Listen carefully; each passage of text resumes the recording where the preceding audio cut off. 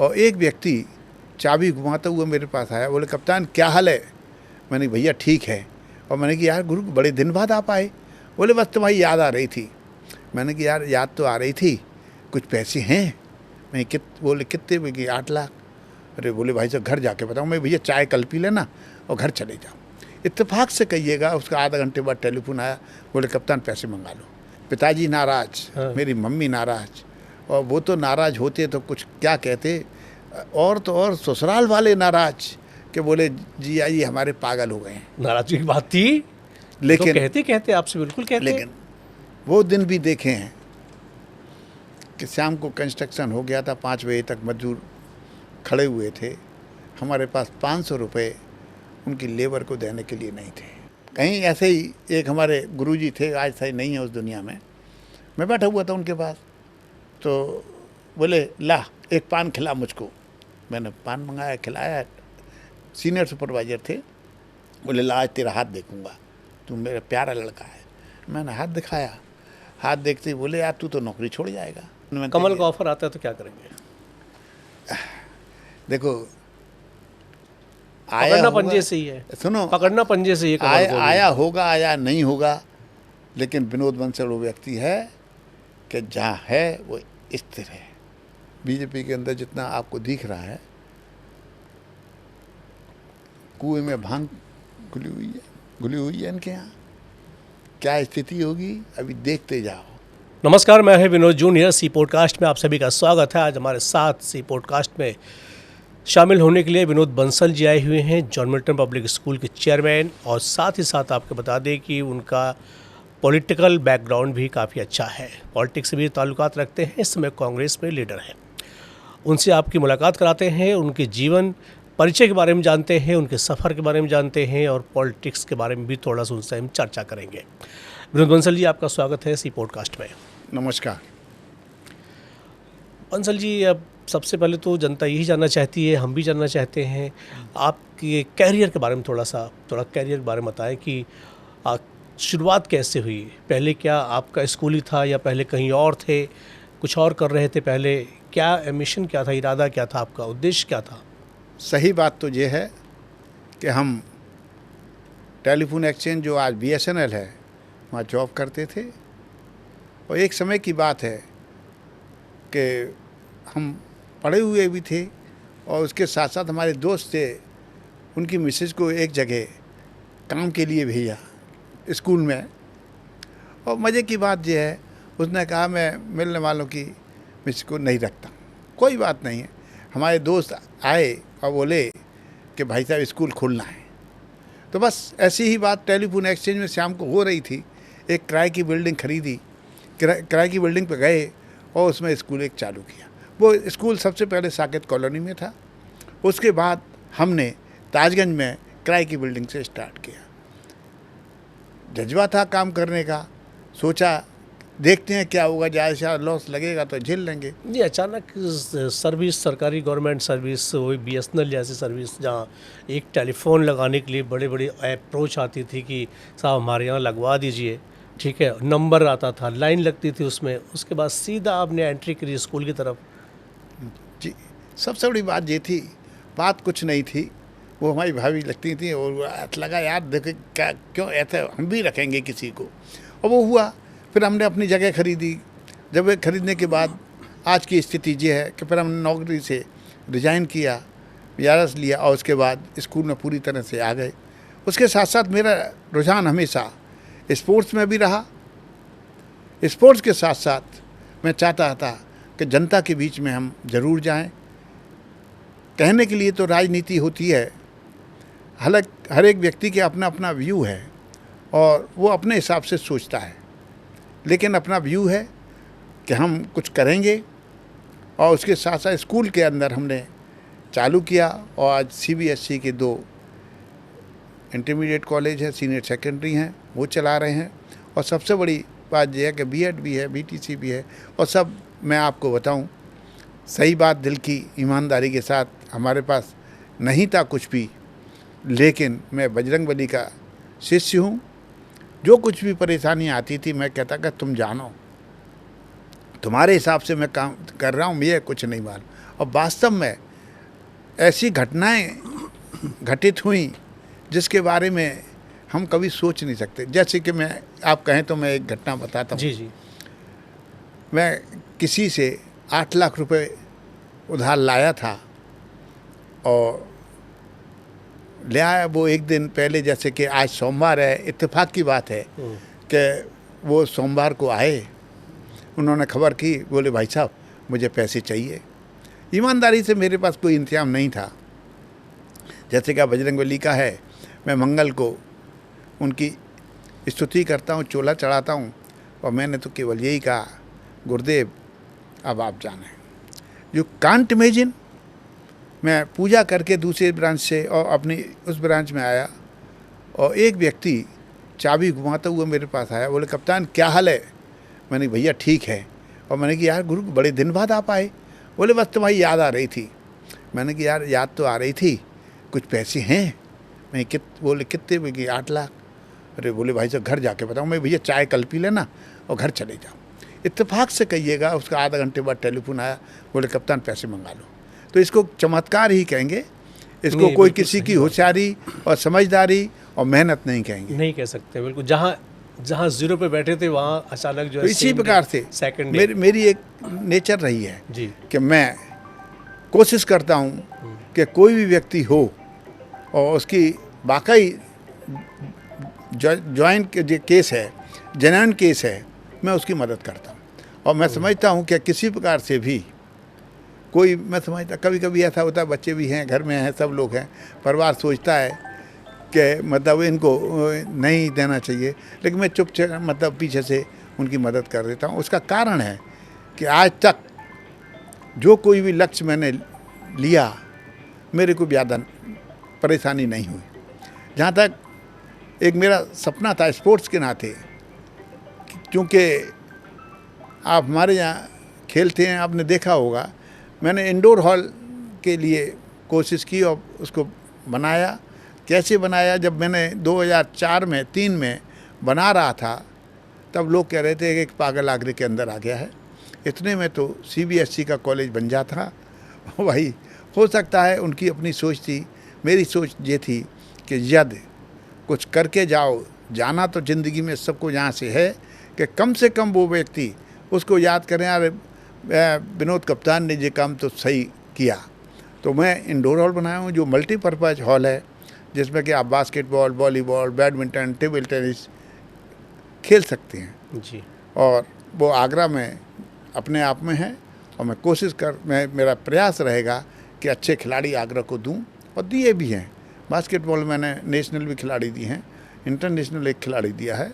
और कोशिश होनी चाहिए कि हम समाज के लिए कुछ करें। लेकिन जी अब बात पलट के वहीं आती है, राजनीति पे मैंने भी प्रयास किया था। नहीं, लेकिन राजनीति बात करते हैं हम आपसे, लेकिन BRS आपने जब लिया उस समय तो घर की कंडीशन तो अच्छी रही नहीं होगी उस समय तो? बिल्कुल अच्छी नहीं थी। उसमें फादर क्या करते थे? और बच्चे भी, शादी भी हो गई थी आपकी, शायद उस वक्त शादी हो गई थी। ये बात करीब मुझे लगता है 85 के आसपास की होगी। नौकरी छोड़ते हुए? हाँ, नौकरी छोड़ी मैंने 93 में। 93 पे? 7 साल में पीछे आ गया, 8 साल 93 में नौकरी आपने छोड़ दी। नौकरी तो वैसे भी नहीं मिलती थी लोगों को, आपने नौकरी छोड़ दी। फिर घर वालों ने कुछ कहा नहीं आपसे? हाँ बता रहा हूँ भाई साहब, पिताजी नाराज, मेरी मम्मी नाराज, और वो तो नाराज होते तो कुछ क्या कहते, और तो और ससुराल वाले नाराज कि बोले जी आइए हमारे पागल हो गए हैं। नाराजगी की बात थी, लेकिन तो कहते आपसे बिल्कुल कहते। लेकिन एक बात और सुन लो, मैं जनता है जो मेरी बात सुन रहे हो, सुनो, आप कुछ भी नहीं है ज़िंदगी में, करने वाला परवरदिगार है, परमात्मा है।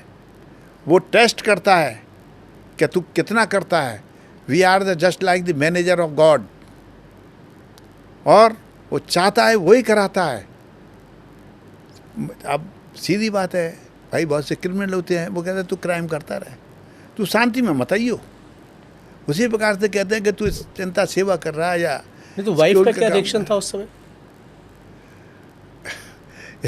डिस्कस हुआ था क्या होगा? डिस्कस हुआ था? कहता रहा हूँ, हफ्ते 10 दिन तक तो मेरे से लोग बातें नहीं करी। लेकिन विशाल और मोहित थे उस समय? हाँ, छोटे रहे होंगे। हाँ छोटे रहे। विशाल मोहित छोटे रहे जी। मोहित नहीं था, विशाल था। लेकिन हमने ये सुना अक्सर, हमने विशाल देखा मोहित है, हाँ। हमने अक्सर देखा है कि जिन लोगों ने बीआरएस लिया है, हाँ। सरकारी नौकरी में जो भी थे, आप भी हैं, आर के सचदेवा साहब ने भी बीआरएस लिया है, इनकम टैक्स से ले लिया, उन्होंने जी, छोड़ दी जी, नौकरी, जी। उन्होंने भी स्कूल बना दिया और आपने भी स्कूल बना दिया। ये ऐसे ही कुछ कहानियाँ मसाले वालों के साथ में है। उन्होंने मसाला बेचा, आज वो अरबपति बन गए। ना, ऐसी कोई बात नहीं है। देखिए, इस समाज में आप पैदा हुए हैं और जब कोई काम करते हैं, कोई हो सकता है 4 लोग आपकी तारीफ़ करें, 2 लोग आपकी बुराई करें, लेकिन आप मन से ईमानदारी के साथ, क्योंकि जवाब ऊपर देना है आपको जाके। जब मैं भ्रष्टाचार और बेईमानी करूँगा, खाएंगे पूरे परिवार और सब लोग, लेकिन भुगतना मुझको पड़ेगा। इसलिए मैंने अपना सिद्धांत बनाया है। लोग विश्वास नहीं करें, मत करें, ये कोई दिक्कत नहीं है। मैं संतुष्ट हूँ कि हम, भाई तुम खाओ, खाने दो, कोई दिक्कत नहीं है, मुझे नहीं लेना है। घर की स्थिति कब सुधर गई फिर? कब सुधरी? कितना समय लग गया बीआरएस के बाद? तो फिर तो आधी सैलरी आ रही होगी, प्रॉब्लम खड़ी होगी। पेंशन मिलती है। हाँ। लेकिन कप्तान देखो, एक बार बताऊँ, पेशेंस और संतुष्टि जीवन का सबसे बड़ा लक्ष्य है। और वो दिन भी देखे हैं कि शाम को कंस्ट्रक्शन हो गया था, 5 बजे तक मजदूर खड़े हुए थे, हमारे पास 500 रुपये उनकी लेबर को देने के लिए नहीं थे, जिम में नहीं थे। हमने एक बहुत अच्छे थे, हमने उनसे मांगा कि सर पैसे, लेकिन नहीं मिले। क्यों? एक बात आप नोट करना, प्रैक्टिकल सब जानते हैं, नौकरी वाले को कोई पैसे उधार नहीं देता है। तो वो कष्ट झेले हैं, लेकिन हिम्मत नहीं हारी है। अब आपके पास 2 स्कूल चल रहे हैं, वैसे तो आपकी 4-5 ब्रांचें हैं। 2 स्कूल के अलावा आपका एतमादपुर में आपने ब्रांच खोली, आपका ताजगंज में ब्रांच है, आपका फतेहाबाद इधर शमशाबाद रोड पर भी है ब्रांच है, नेहरू एनक्लेव में भी ब्रांच है आपकी। 4-5 ब्रांच है आपके पास इस समय। एक स्कूल खोला आपने छोटा सा, तो मुझे लगता है कि लगभग 85 की 90 की बात, 90 की लगभग 81 में पहला स्कूल ताजगंज में आपके फादर ने खोला था? मैंने, आपने खोला था? हाँ, मैं सर्विस आपने में क्या क्या काम कर लिया? आपने पहले नौकरी भी कर ली, फिर स्कूल भी खोल लिया, बीआरएस से पहले आपने स्कूल खोल लिया था? हाँ, स्कूल खोल लिया था। और आपको बताऊं, हाँ। ये गोपाल कटरा जो है जी, कपड़ा मार्केट है जामा मस्जिद के पास है, वो मेरे दादाजी के नाम से जी। है। हमारी कपड़े की दुकान थी। प्रमोद बंसल है अभी भी? अभी भी आज दुकान मौजूद है, छोटा भाई चलाता है, सुभाष मार्केट में, गोपाल कटरे में, गोपाल सुभाष कटरा में, बाजार। हाँ। 8 अप्रैल सन 77 को उसमें आग लग गई थी गोपाल कटरे में, और लगभग 80 दुकानें उसमें जल गई थी। उसमें हमारी दुकान भी थी। आप विश्वास करेंगे, किले के पास जब हम आ रहे थे, दुकान के लिए आ रहे थे घर से, रात को 8 बजे की 9 बजे की बात है, तो मेरे पापा जी बेहोश हो गए स्कूटर पर ही। बड़ी मुश्किल से मैं लेकर पहुंचा वहाँ। स्थिति जो थी देख नहीं सकते, भयंकर आग लगी, दोनों दुकानें हमारी जल गई, गोदाम था, दुकान थी। मज़ा आता था, हम जला हुआ कपड़ा घर लाते थे, और मैं समझता हूँ, मैं ज़्यादातर 4:40 से 12 तक ड्यूटी करता था। हम 12 बजे ड्यूटी से आने के बाद कम से कम 2 घंटे हम कपड़ा साफ करते थे। बीएसएनएल से? हाँ, बीएसएनएल से की नौकरी करने के बाद आके घर आते थे, तो हम 2 घंटे कपड़ा सफाई करते थे, और 6 बजे तक सोने के बाद 7 बजे हम कपड़ा लेकर दुकान पे आते थे। और वो आप विश्वास नहीं करेंगे, जो मीटर के हिसाब से थान थे, 80-60 मीटर के, 36 मीटर के, वो किलो के भाव बिकते थे। स्थितियाँ खराब थी, लेकिन फादर भी मेरे पोस्ट ऑफिस में थे, तो हमारी तनख्वाह, उनकी तनख्वाह से घर दुकान को बचाना था। और मैं अपने पिताजी को याद करता हूँ, बड़ी हिम्मत थी उनकी, उनकी हिम्मत से आज मैं खड़ा हूँ। अहमदाबाद और बॉम्बे से माल आता था, उस वक्त होलसेल की दुकान थी हमारी, तो पेमेंट देना था। तो वहाँ वालों ने कहा, तो मेरे पिताजी ने एक ही बात कही, आज कहोगे तो मेरे पास नहीं है, लेकिन साल भर के अंदर मैं आपका पैसा चुकाऊंगा, बशर्ते काम आप चालू रखे। मान गए बहुत से लोग मेरे पिताजी के व्यवहार से, और ईश्वर की कृपा, नेक काम करने निकले थे ना, ईश्वर इसलिए की जो है मदद कृपा, करते रहे वो जी। मदद की ईश्वर ने। फिर उधर से आपका यूँ टर्न हुआ सीधा राजनीति में। 93 में आपने सीधा जो है आपने जॉब छोड़ दिया, आपने बीआरएस ले लिया, पारिवारिक स्थिति आपकी अच्छी थी नहीं, और फिर इधर दुकान में उससे पहले आग भी लग चुकी थी। आप बता रहे हमने कपड़े भी साफ़ किए, नौकरी भी करता था, और फिर 8 लाख रुपए बजरंगबली ने आपको दिलवा दिए। उसके बाद फिर आप राजनीति की तरफ टर्न हो गए। राजनीति में कब शुरुआत की आपने? बीजेपी पहले आए थे? पहला आपका कमल था? ये सब जानते हैं। जब मैं 93 में आया नौकरी छोड़ के, तो 95 में मुझे ज़्यादा वो जानकारी नहीं थी। मेरे क्षेत्र को देखते हुए मुझे पार्षद की टिकट दे दी थी। दो आदमियों की लड़ाई, शिकार विनोद बंसल।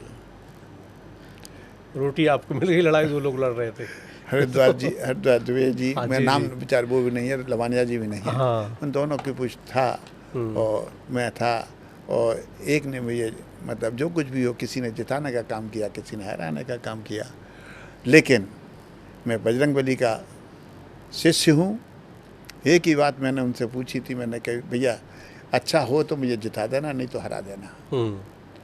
अपने मन की बात ईमानदारी से उनसे। लेकिन मैं हारने के बाद 96 में मैंने नेहरू अनकिले में जो जॉन मिल्टन स्कूल है उसको स्टार्ट किया, और मेरे से जो जोगेंद्र पाल बिल्ले जीते थे वो आज भी कहते हैं विनोद भाई मैं जीत के हार गया, तू हार के जीत गया।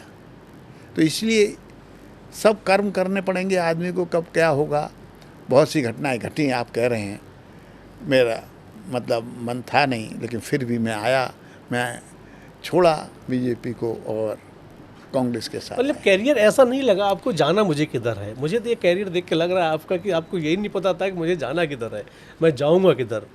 नौकरी में गए आप, आपको भी नौकरी पता नहीं रहोगी, नौकरी लगेगी। दूसरा फिर आपने वहाँ से बीआरएस लिया, ये भी नहीं आपको मालूम रहा मुझे बीआरएस लेना पड़ेगा। फिर आपने उधर यूँ टर्न मार दिया, पहले स्कूल आप चलाते ही थे, छोटा स्कूल था आपका, उसके बाद फिर बड़े स्कूल बना दिया आपने। फिर आपने एंट्री कर दी इधर पार्षद में, आगे पार्षद लड़ाई लड़ी आपने, उसके बाद फिर आपने बीजेपी ज्वाइन भी कर लिया। फिर आप जो कहोगे मेरे से, पुरानी कहानी है, स्टेट बैंक का इंटरव्यू था। हाँ। और 118 की इंटरव्यू लिस्ट थी। मेरा मेरिट में 11वां नंबर था। एक लिस्ट लिख ली, नाम नहीं आया। 2 लिस्ट लिख ली, नाम नहीं आया। 3 लिस्ट लिख ली, नाम नहीं आया। और you can't imagine 117 was selected, only Vinod Bansal was rejected. अरे तो इसको गॉड गिफ्ट नहीं कहेंगे? तो गॉड गिफ्ट तो है ही, और क्या, ये तो चमत्कार है। उसके बाद मैं बेमन से टेलीफोन की, मैं थ्रू आउट फर्स्ट क्लास रहा, मैं टेलीफोन की नौकरी में गया और वहाँ भी सेलेक्ट हो गए। वहाँ सिलेक्ट हो गए। अब कहीं ऐसे ही एक हमारे गुरुजी थे, आज सही नहीं है उस दुनिया में, मैं बैठा हुआ था उनके पास, तो बोले ला एक पान खिला मुझको। मैंने पान मंगाया, खिलाया। सीनियर सुपरवाइजर थे, बोले ला आज तेरा हाथ देखूंगा, तू मेरा प्यारा लड़का है। मैंने हाथ दिखाया, हाथ देखते ही बोले यार तू तो नौकरी छोड़ जाएगा। अच्छा। मैंने कि गुरुजी ये तो बड़ी मुश्किल से नौकरी मिली है, कहाँ छोड़ जाऊँगा। आपने पहले छुड़वा देते आप है। बोले देख, तो मैं ये कह रहा हूँ, मैंने अपने से बड़े और जो अच्छे लोग हैं उनकी अच्छी बातों को सुना, और जो मेरे लिए डिस्टर्बिंग, मैंने उस पर विश्वास नहीं किया, और बराबर कोशिश ये की कि अपना जो नियम है उसके अनुसार काम करो। दूसरा, जिंदगी में अपना नुकसान हो जाए लेकिन दूसरे व्यक्ति का नुकसान मत करना। बड़ी लाइन खींचो, लाइन काटो मत। क्यों? तब तुम ये सोचो अरे यार विनोद जूनियर हैं, इनकी आज मदद करूँ, कल से दो इतने का फ़ायदा होगा, ये कोई मतलब नहीं है। ये तो स्पोर्ट्समैन हो आप, स्पोर्ट्समैन के अंदर तो ये चीज़ रहती है कि स्पोर्ट्समैन का नेचर ही है कि स्पोर्ट्समैन कभी जो है किसी का हित नहीं करना चाहता, वो जीत के हार के जीतना चाहता है, वो जीत के हारना चाहता है। इस तरह से उसका एक स्वाभाविक चीज़ें हैं। राजनीति में आपने जो है मेयर का भी चुनाव लड़ा, मेयर का चुनाव लड़ा। आदरणीय राज बब्बर साहब ने मुझको कहा कि नहीं तुमको चुनाव लड़ना पड़ेगा। मैंने ठीक है, मैं उनका रद था, मन में इच्छा भी थी, कोई बात नहीं है, मैं नवीन जैन के खिलाफ चुनाव लड़ा। हमारी पार्टी की स्थिति जो थी उसके हिसाब से मैं ये नहीं कह सकता चुनाव लड़ना चाहिए था, उस तरीके से लड़े, हमें समर्थन नहीं मिला, हम चुनाव हारे। लेकिन अच्छा मिला था आपको, तो ठीक ठाक आपने वोट ठीक है, गेन किया था। लेकिन चुनाव जीत हार से पार्टी आपने जीवित कर दी आगरा के अंदर। कांग्रेस की पार्टी तो खैर 32-34 साल से तो बनवास चल रही है पार्टी की, लेकिन आगरा में मेयर का इलेक्शन भी आपने दमदारी से लड़ा था। विधायक का चुनाव भी हमने 22 वाला लड़ा, उत्तर से और अच्छी ताकत से लड़ा। और सही बात बता दूं, अब तो कुछ बातें ऐसी हैं, अब राजनीतिक छोड़ा है। हमारे आदरणीय मुख्यमंत्री जी, लेकिन यहाँ आपको रुकूंगा थोड़ा, आपने बैकग्राउंड तो अच्छा कर दिया आपने। कांग्रेस का अगर देखें तो इस निर्जीव पार्टी एक तरह से जो लोग कह रहे हैं आजकल के डेट में कि बिल्कुल जीवित नहीं है, यूपी में तो खैर नहीं है बिल्कुल भी, आपको पता है 34-35 साल हो गए। लेकिन आगरा के अंदर आपने जिस स्टेज पर, जिस एज पर आपने चुनाव लड़ा, उससे कांग्रेस को काफ़ी बल मिला आगरा के अंदर। मुझे लगता है आगरा के खास तौर पर आगरा उत्तर से और मेयर के चुनाव में एक बार लगा कि कांग्रेस थोड़ा आगरा में जीवित होगी। वैसे कांग्रेस कोई औचित्य तो है नहीं यहाँ पर, लेकिन फिर भी आपने उसको जीवित किया। ये बैकग्राउंड आपके कहीं ना कहीं बच्चों को भी आगे काम आएगा। नहीं, देखिए बात तो सही है। देखिए, मैं आपसे फिर कहा, मज़ा आता है ज़मीनी से लड़ाई लड़ने में। जैसे हमने कहा किराए की बिल्डिंग से स्कूल स्टार्ट किया, क्या बात है। देखिए, जब हम में ताकत है, कुछ है, जज्बा है, तो हम काम करेंगे। और निश्चित रूप से परेशानी भी होती है, कोई दिक्कत नहीं है। बहुत से अपयश सुनने को मिलते हैं, बहुत सी बातें सुनने को मिलती हैं। इसीलिए भगवान ने 2 कान बनाए हैं कि सुनो भी और नहीं, और जो अच्छी बातें हैं उनको रखना पड़ता है। एक से सुनो, दूसरे निकाल दो। तो आगे फ्यूचर में क्या लग रहा है आपको, मोहित और विशाल को भी राजनीति में आप लाएंगे? देखिए, राजनीति में कब क्या होगा, प्लान, कोशिश तो की जाती है कि फल अचानक मिलता है। और उसके साथ साथ आज की राजनीति में जो एक पीढ़ी चली गई, हमसे पहली वाली पीढ़ी थी, उनका एक आदर्श था। और आज की पीढ़ी का क्या आदर्श है, सब जनता के सामने है। एक जिम्मेदार व्यक्ति, जो आज देश के जिम्मेदार व्यक्ति हैं, वो क्या आचरण प्रस्तुत करेंगे, ये अच्छा नहीं लगता। आप खिलाड़ी भी रहे जी, आपने क्रिकेट भी खेला जी, इसलिए आपको लोग कप्तान मानते हैं। इंटरनेशनल खेला आपने? नहीं, मैं आगरा खेला। आगरा खेला आपने, as a bowler, as a batsman? हमारी बॉल तो इस प्रकार की रहती थी, स्पिन कहलाती थी। और लोग कभी कभी ये कह देते थे कि विकेट का चक्कर लेके आ जाएं तब गेंद मिल जाएगी। मतलब स्पिन फ्लाइट ज़्यादा करते थे। फ्लाइट ज़्यादा थी, गुगली वगैरह मार देते, गुगली मार देते, चेंज बॉलर, हाँ, गुगली चल जाती थी। गुगली मार देते। आपके पास देनदारी भी बहुत है मुझे लगता है। जिंदगी का मजा ही नहीं है जब तक देनदारी ना हो। जिंदगी का मजा है, तरक्की वही व्यक्ति करता है जिसके सिर पे पगड़ी रखी होती है या पोटली रखी होती है। जब तक नाम कहाँ, जब तक जो है दाम नहीं। काम करेंगे, काम करिए, अच्छा है। जितना बड़ा इंसान उतनी बड़ी जिम्मेदारी, उतने बड़ी लायबिलिटी। हाँ, देखिए, एक सर्टेन स्टेज पे आदमी अपने परिवार के लिए करता है। मैं आपको बता दूं, उसके बाद वो मेरे जैसा व्यक्ति और बहुत से लोग हैं, ऐसा नहीं है मैं ही अकेला थोड़ी हूँ, वो समाज के लिए क्या, ज़रूरतमंद के लिए करते हैं। और हम तो कप्तान, सीधी बात है, कोई भी आ जाता है। एक मैं किस्सा अपने स्कूल का सुनाता हूँ। मुझे लगता है जो देनदारी आपने दिखाई है उससे कहीं ज़्यादा होगी आप पे। क्या फ़र्क पड़ता है, चलने दो, दुनिया है। 14 दिखाई है, 14 दिखाई है आपने, 14, तो मुझे लगता है 28 के आसपास तो होगी, इससे ज़्यादा भी हो सकती है। अब मैं नहीं समझता हूँ तुम्हारे प्रश्न क्या है और उसका आशय क्या है, वो गुगली कहाँ तक जाएगी, मेरे दिमाग में नहीं है। एक बात और मैं कह रहा हूँ, एक हमारे मतलब एक साथी क्या, मतलब मेरे यहाँ आते थे, एक बच्चे थे, और उस बच्चे की मैं तारीफ़ करता हूँ। उसके पिताजी क्लास 4 थे, सरकारी नौकरी में, और बस आ गए, बोले कि गुरुदेव मेरे पास ना पैसा, मेरा बच्चा तो पढ़ेगा तुम्हारे यहाँ। तो मैं कभी इस बात को नहीं कहा, सोचा कि क्या होगा। भाई एक बार बताओ, जिसका अधिकार मिलने वाला है वो मिलना चाहिए, और वो मिला। और वो लड़का आज सरकारी जॉब में जो अब आज भी आता है तो दंडवत होता है। 5 राज्यों में भी चुनाव हुए हैं और बीजेपी ने सुपड़ा साफ किया। खासतौर पर बंगाल में सबकी नज़र थी, पश्चिम बंगाल पर। ममता बनर्जी का पूरा क्लियर हो गया सब। हालांकि 80 वहाँ पर विधायक आए भी, लेकिन जब उन्होंने धरना दिया तो उनके साथ केवल 6 मिले। देखिए, अब आपने कहा है चुनाव की परिभाषा में वास्तविक स्थिति सब जनता जानती है।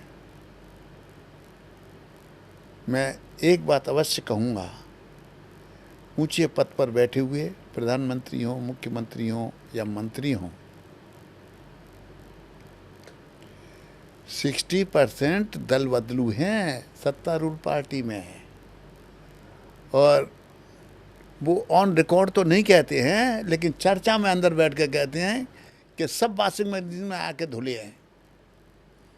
तो क्या है, कहाँ गया वो कार्यकर्ता बीजेपी का, मैं पूछना चाहता हूँ, जो एक दरी उठाता था। आज भी वो दुखी है।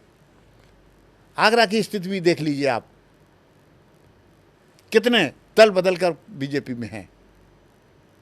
और वो कार्यकर्ता, चूँकि मेरा आपने बता ही दिया कि मैं रहा 95 में, तो वो दर्द मुझसे बयान करते हैं।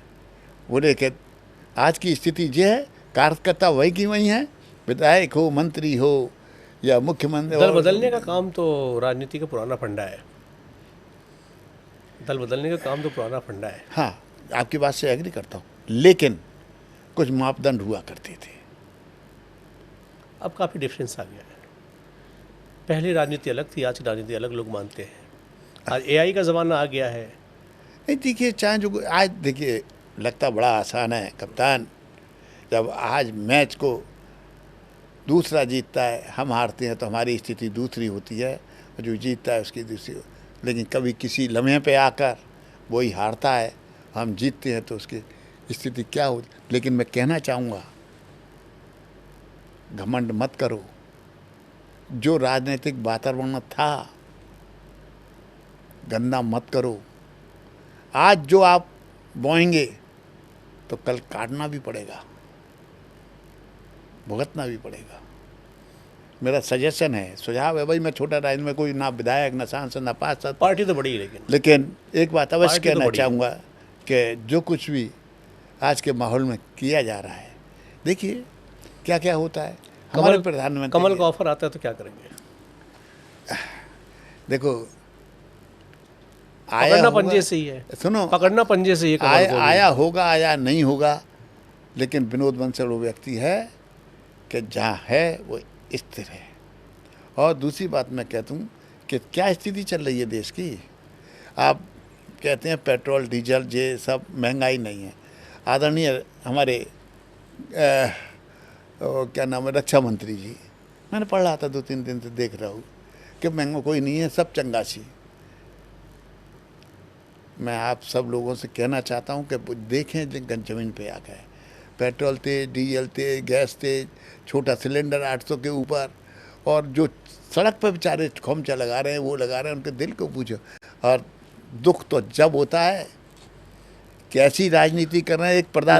एक मिनट, किसी पदाधिकारी को जरा से निर्देश पे मेयर ने 419 करोड़ वापस कर दिए, माफ़ कर दिए। एक एक आदमी के लिए मार देते हैं, एक एक रुपए के लिए, मतलब छोटे छोटे आदमियों के ऊपर आरसी लगा देते हैं। क्या तरीका है? तो जियो में है।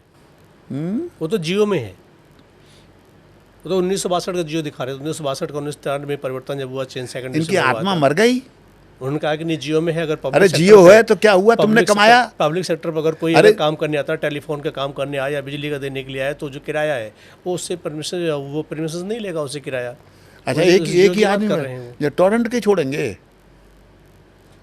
और जहाँ तक आपको ज्ञान हो तो मैं नहीं समझता टोरेंट क्या अडानी जी की पार्टी है? अब मैं पावर है तो उनका हिस्सा है। 2027 में क्या होने वाला है? 2027 की वास्तविकता ये है कि बीजेपी के अंदर जितना आपको दिख रहा है, कुएं में भांग घुली हुई है इनके यहाँ। क्या स्थिति होगी अभी देखते जाओ। जो आए हैं वो जाएंगे भी।